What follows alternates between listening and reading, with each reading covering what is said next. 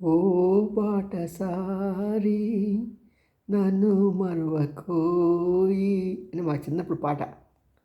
మరి ఆ పాటకి ఇప్పుడు చెప్పే విషయానికి చాలా దగ్గర సంబంధం ఉంది.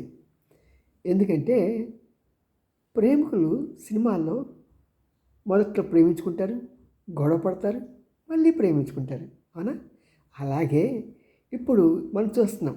వేదికల మీద చంద్రబాబు గారు, అదేవిధంగా మోడీ గారు ఇద్దరు స్టాల్వర్డ్స్.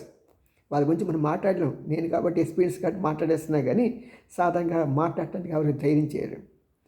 మరి ఒకప్పుడు అసలు ఎలా తిట్టుకున్నారంటే, అవును చంద్రబాబుకి చాలా సీనియారిటీ ఉంది అని చెప్పి ఆ సీనియారిటీ మా మామని వెన్నుపోటు పొడవటం అని ఇలా రకరకాలుగా చెప్తూ ఉండేవాడు మోడీ గారు. మోడీ గారి మీద ఈయన సెటైర్లు వేస్తూ ఉండేవాడు. అలాంటిది ఈ రోజున ఇద్దరు స్టేజ్ మీద కూర్చుకొని లవ్ ఆడుకోవటం చూస్తుంటే అబ్బా!